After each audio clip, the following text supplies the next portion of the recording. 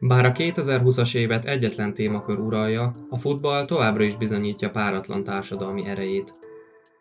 A magyar válogatott sikerei mellett a Ferencváros teljesítménye ad okot arra, hogy ezt a kritikus időszakot ne csak gyorsan elfelejteni akarjuk, hanem néhány pillanatára majd utólag is szívesen emlékezzünk vissza. A zöldfehéreknek 25 év után sikerült újra csatlakozniuk a nemzetközi elithez, miután a zömmel egymeccses selejtezőkörök alatt a Moldét, a Dinamo Zágrebet és a Celticet is le tudták győzni. Jutalmul pedig az értelemszerű financiális és sportszakmai dicsőség mellett elhozták a magyar fővárosba a Barcelonát és a Juventust, ezzel pedig a jelenkor két legfényesebb csillagát, Lionel Messit és Cristiano Ronaldót is. A Ferencvárosnak azonban megvan a saját csillaga.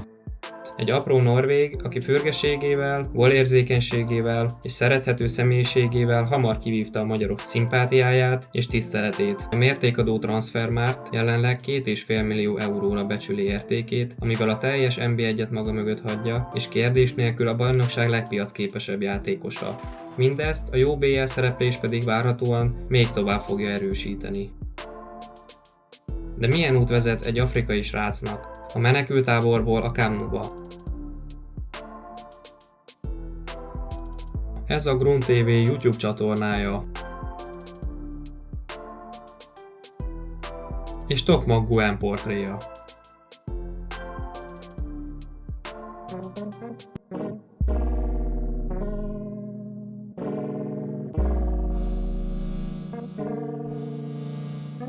Tokmak Choa Guhen 1993. október 20-án született a kenyai Kakuma városában, amely az ország egyik legforgalmasabb tranzitzónája az északi határon.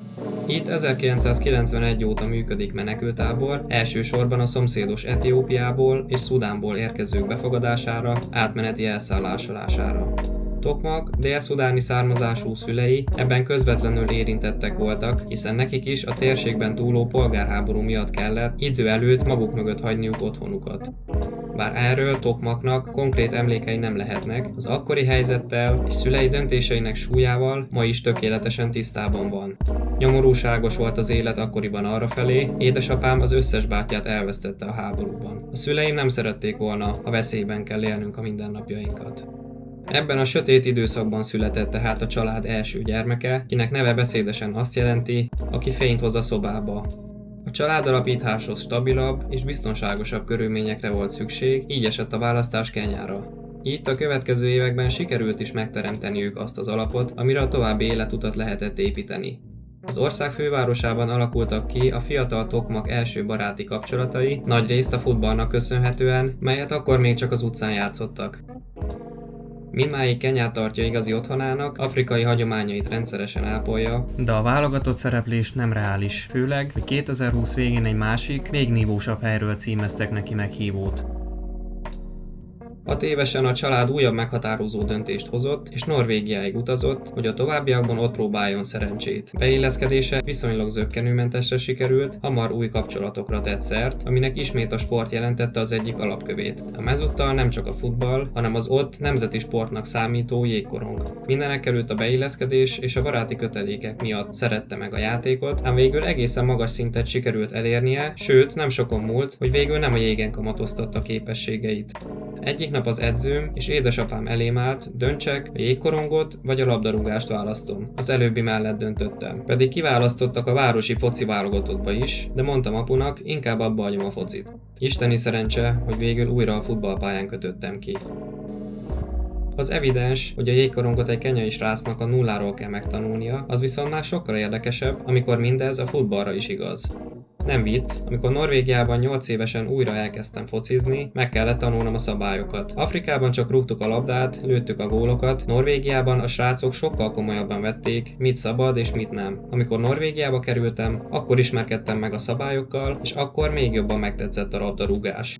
Így tehát kétszer is bele tudott szeretni a sportágba, és hamar be is került a Strömsgodset akadémiájára, ahol a következő években végigjárta a Langrétrát.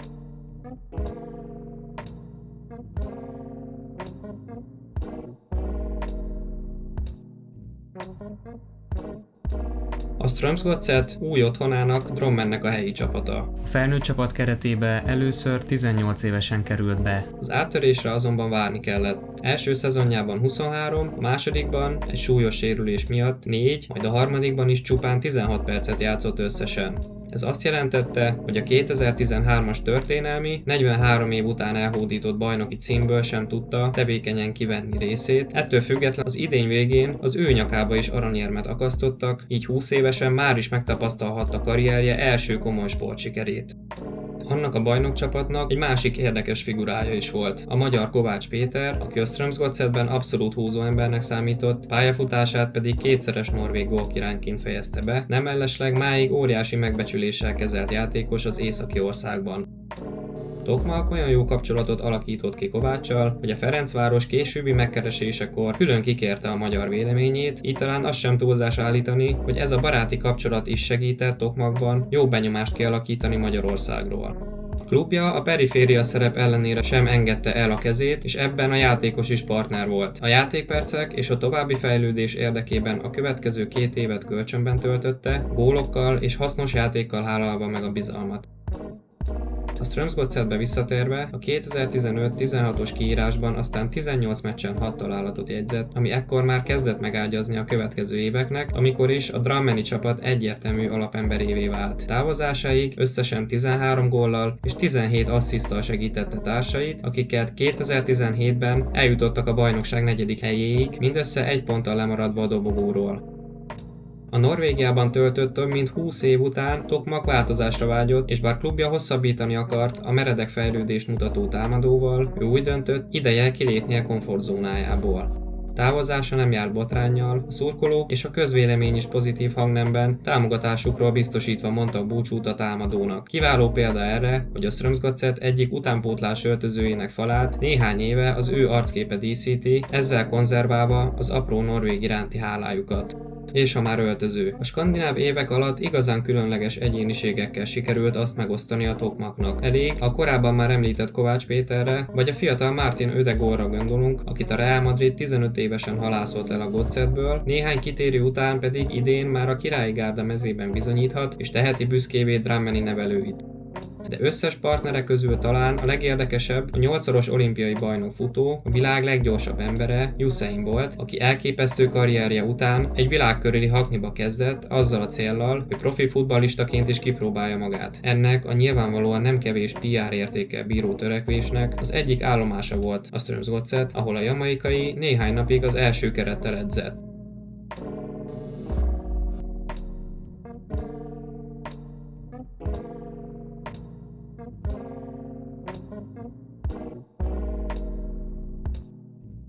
A hírek szerint a 2018-as szezon után nem sok hiányzott ahhoz, hogy a szerb Partizan Belgrádhoz igazoljon, ám végül 2019 telén a Ferencváros által ajánlott csomagra bólintott rá. A Fradi a Transfermarkt információi szerint 400 000 euró körüli összeget utalt át a Strömsgodsetnek, ami a becslések szerint a játékos akkori piaci értékének csupán felét jelentette.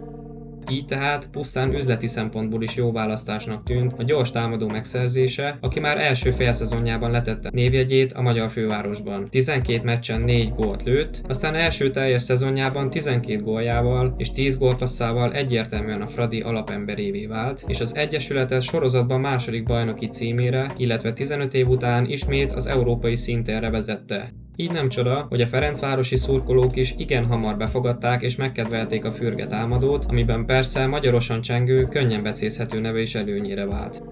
A saját bevallása szerint is nyugodt, visszahúzódó személyisége miatt a botrányok elkerülték a pályafutását, azonban úgy érezte, az USA-ban zajló eseményekre neki is kötelessége reagálnia. Emlékezetes módon egy Puskás Akadémia elleni bajnokin remek gólt szerzett, majd mezét felemelve foglalt állást George Floyd, illetve az általa megtestesített eszmék mellett. Ezután a BBC Worldnek erős kritikát fogalmazott meg. Azért viseltem a feliratot, mert úgy érzem, hogy csak azért, mert focista vagyok, nem mondhatom el, hogyan érzek. Ez nem mindig könnyű, ez egy fontos üzenet volt, és továbbra is kiállok mellette. Igazi profi módjára azonban hamar lezárta ezt az esetet, és az őszi szezonban sikerült talán még egy szintet emelni a teljesítményén. Az NB1-ben 7 gólt és 1 asszisztot jegyez. Az előző évben elért kiemelkedő siker, az Európa Liga főtábla után pedig ismét belevágtak a legmagasabb célba, a Bajnokok Ligájába kerülésbe. A svéd, a skót és a horvát bajnok ellen is 2-2 találatot szerzett a Ferencváros, ennek felét pedig Tokmak egyedül. A legemlékezetesebb talán a Celtic elleni továbbjutást érő klasszis szóló volt. Tokmak talán meglép! Tokmak 16-oson belül jár! Tokmak megtolja! Lövés! Gól! Gól! Hát persze! Egyszer el lehet menni!